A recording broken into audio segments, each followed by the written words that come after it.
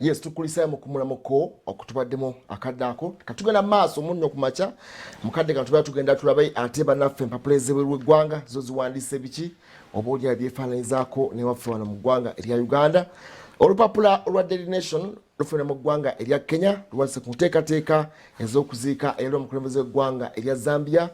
Dr. KK oba Dr. Kenneth Kaunda agenda kubanga azikibwa omwezi ogujja ogw'omusanvu ng'ennaku z'omwezi musanvu. So kungubaga kukyatambula mawanga ag'enjawulo tumujjukira nti oyo yali vegan oba abasajja abakulu abagundiivu mu byabufuzi by'ensi ez'enjawulo abaafuba ennyo okulabika nti balwanyisa obukulembeze obw'obusibira mu bbwa mu ggwanga lyabwe abo Mandela munaffe eno Nyerere munaffe eno Obote ekilabu yabwe yonna yonna ey'abasajja abagundiivu abalwanyisa ennyo naddala obukulembeze oba obufuzi obw'amatwale obw'eggwanga erya Bungereza. Oyo eyakulembera eggwanga erya Zambia paka mwaka ogwa 1991 ate lwe baatuuka okugenda mu kalulu. Olunaku lujja kubeera nga 7 omwezi ogujja ogw'omusanvu lwagenda okubeera nga awummuzibwa. Enteekateeka zonna baziwandiiseko mu lupapula olwa Daily Nation olufumira mu ggwanga erya Kenya. Ndowooza oba oliawo wandigamba nti kibadde kyetaagisa omusajja mukulu bw'atyo nga alina kye yakolawo temuteekwa kumusuulayo bwe mutyo amangu. N'eggwanga lyennyini erya Zambia baatukakasa nti bajja kuba n'ennaku ez'okukungubaga ziwerako 30. Ensi enjawulo zaateekawo ennaku z'okukungubaga banafa Abatanzania ziri 7 abalala ziri 10 abalala 10 so it befits his legacy. Legacy ye oba oliawo yadde yeetaagisa okuba nti aweewayo akaseera ak'okukungubagirwa ensi emukungubagire n'obubaka twalaba bova mu nsonda ez'enjawulo bakulembeze b'amawanga g'ebweru zonna si Africa yokka oba oliawo yabadde kakando akabadde kasigaddewo aka independence. So tuddamu neera naffe okwegatta ku Africa yonna okungubagira Kenneth Kaunda KK. Ekikulu nnyo kyetateekwa kwerabira kyekya erinnya Kaunda nti fashion yatambula nesaasaanira kumpi ensi yonna. Byali byambalo bye byambalo bye bya Kaunda suit. Ambala Kaunda suit zava ku musajja ku mugenzi oyo ku myaka 97 yafiiriddeko. Ndowooza butugenda mu ggwanga erya India olunaku olwajjo batandise okufuna free vaccines. Jo zabadde 21 June okusinziira ku Ssaabaminisita Narendra Modi yategeeza nti nga 21 baali bateekateeka okuba nga bamaze okugema waakiri obukadde obusoba 8 obw'abayindi. India yesinga okuba nga ekola vaccines zino zetwogerako naye olw'okuba nabo ekintu kyabatabukako kati olaba nti ne bakula lyennyini terikyabamala naye olunaku olwajjo Ssaabaminisita nga bwegambye yategeeza nti bagenda tutandika okwongeramuko okubanga production bafunawo kampuni amalala bafiza aba Moderna bonna okubongeramu amaanyi okulabika nti bafuna vaccines ezo okuva kati olwajjo then balabike nga bongeramuko emiwendo gy'abantu kubanga baagala obuwakiri olunaku lumu babeere nga basobola okugema bukebwa obukadde bw'abantu 8. Singa babeera bakkiriza abantu singa babeera bakkiriza okukola ki okubagema ndowooza wabeera okusika omuguwa abantu singa bakkiriza obagema tekyandibadde kizibu. India emanyikiddwa nga ye pharmacy actually the pharmacy of the whole world nti bakozi b'eddagala ate ne vaccine oba oli owandirowooza nti tekyandibadde nnyo kizibu naye era nayo bino bye twalaba wano byennyini nayo gyebiri India ebya si complacent bagiyita batya vaccine okugezaako okutya abatakkiririza mu vaccine nabo gye bali. So katusuubire nti ku mulundi guno olw'ekyabatuukako oba ekikyaliyo kati kinaabawa ekyokuyiga balabe obukulu obuli mu kugema. Naye eggulire eri mu Ethiopia tubadde tujogera kate ngetukwatirako ddala akalulu basobodde okugenda mu kalulu olunaku olw'eggulo wadde ebitundu ebimu actually eziri regions 4 ku regions 10 ezikola eggwanga erya Ethiopia tebasobodde kulonda we wali obuzibu awo olwa conflict ne famine eri mu ggwanga eryaki erya Ethiopia erina obukadde 19 yensi eyokubiri mu ggwanga erya Africa okuba nti erina abantu abangi n'ogenda okutunulira nga obukadde 27 bwe buli ku lukalala olw'abalonzi ate nkutegezezaako nti n'ebitundu ebimu tebisobodde kulonda ng'ekitundu ekya Tigray tebasobodde kulonda ne regions ezo actually Amhara region yemu kwezo regions enye zitasobodde kukola ki okulonda. Tujjukire nti ensonga y'okulonda mu Ethiopia ekwata nnyo okugundi ono Abiy Ahmed Saba Minister. Saba Minister yafuna prize yafuna ekirabo ekyo ekya Nobel Prize mu mwaka gwa 2019 nga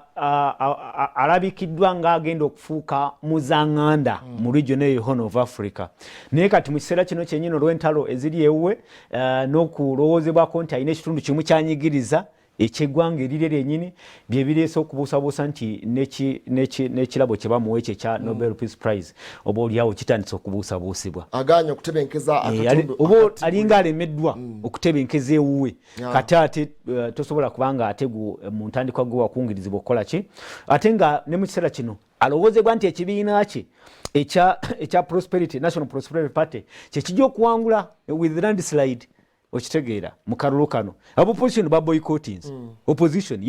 ya boycottings akalulu ako. So olaba ebintu ebyo ebingi ebiri mu erudde eyo ate nga Ethiopia nsonga nkulu nnyo mu Africa, one of the largest economies in Africa. So etukwatirako ddala nti ekitundu kyaffe ekya Africa bwe kibanga tekitebenkedde ate oba oliawo twandibanga naffe tetuli bulungi erudde eno. Olupapula lwa Guardian lufune mu ggwanga erya Bungereza luwandise nolugamba nti munaffe Trump eyali omukulembeze w'eggwanga erya America waliwo ekitabo kye baawandiika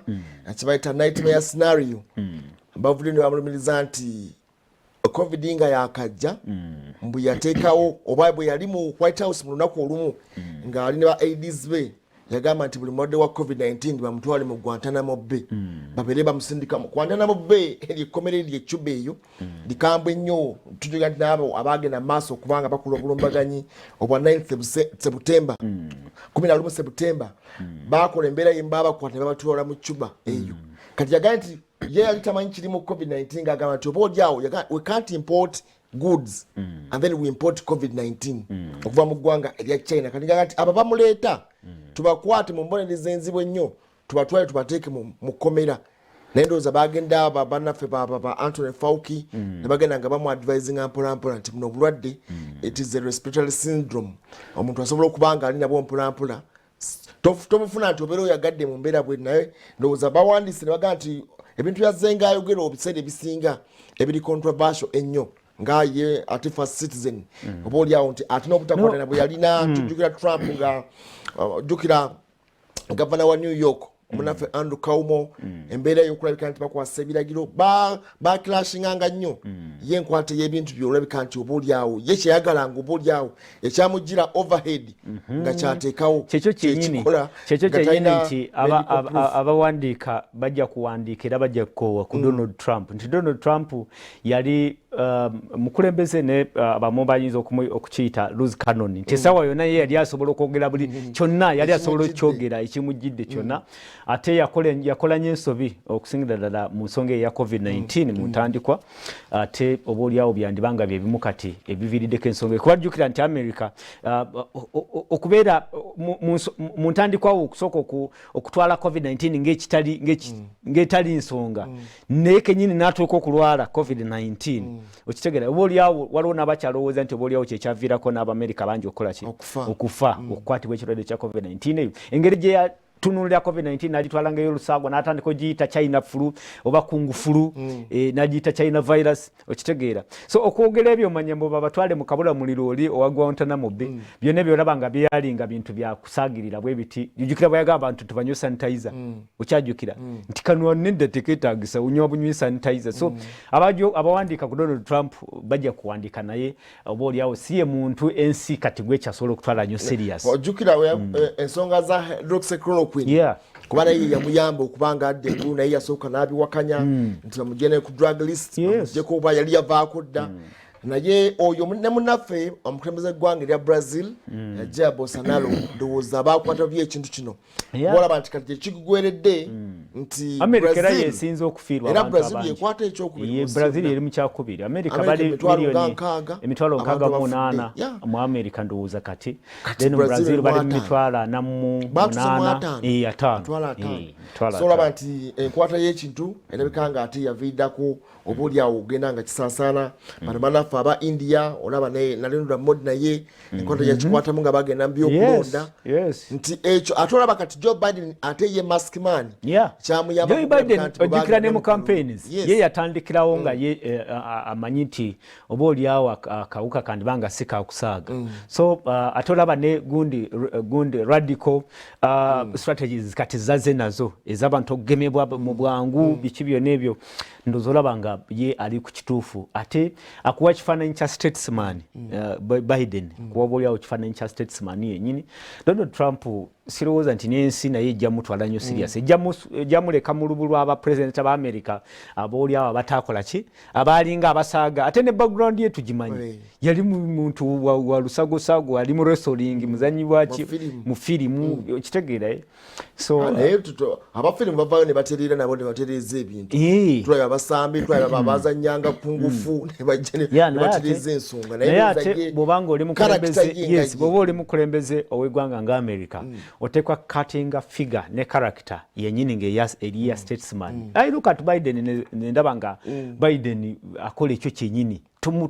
tomubuusabuusa n'okwogera kwennyini Joe Biden nga atandise okwogera owulira nga lazima statesman tulabe eggwanga erya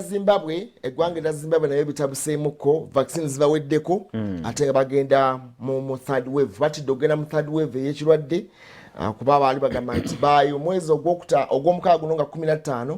baali bakagema abantu 69,399 President Emerson Mnangagwa atandise okulabika nti akola calls ez'enjawulo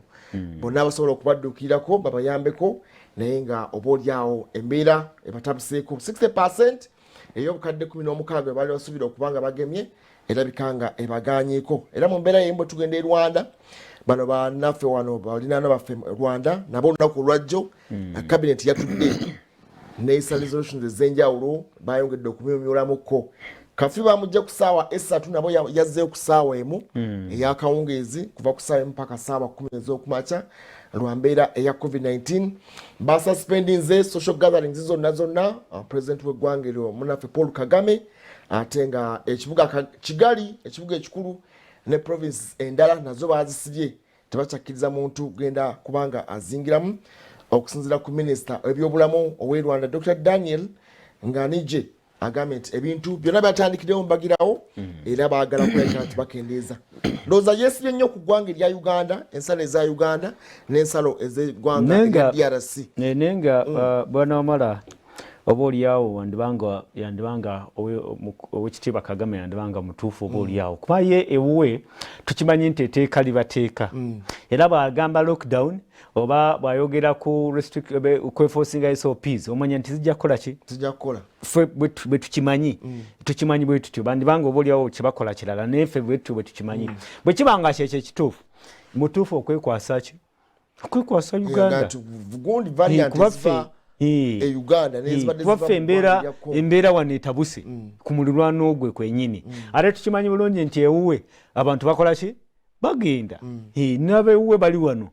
obaoliawo basobola okubanga bakola ki basala ne baddayo ewaka ewaabwe so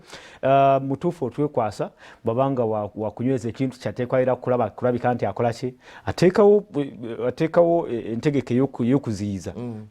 bino byakwetasa bwana tosobola kunenya muntu ng'asazeewo ewe okusiba olukomera kati okusiba ekikomera kyennyini tosobola munenya tosobola munenya tosobola Uganda bangi abayingira Tanzania kyategeka tutwalayo obulwadde tubaveeko tuleme kubateekako olukongolo tukirize nti buli omu alina okutaasa ababe ffe bwe tunalagajjala eno ewaffe tetukola ki tetubeekwasa bateekwa kukuuma abantu baabwe era bwe buvunaanyizibwa omukulembeze bw'akwata ssemateeka agamba nti ngenda kukola ki kulaba nti nnwanira welfare ey'abantu bange bannayuganda oba bannakenya oba baani okitegeera so tolowooza nti ye owekitiibwa Kagame oba ekitiibwa Samia Suluhu olwakuba ali mu East Africa ajja kukufaako gwe waaki naffe tulina okwerwanako ene waffe ene katuumulemu katono nnyo bwe tudda tugenda kulaba ate bannaffe aba Daily Monitor bawandisa ekibino naye kati bwe tubwa mu nsonga eza Today in History n'obubaka buno tukomawo na mpapula z'amawulire zino tovaawo katukomyewo katono nnyo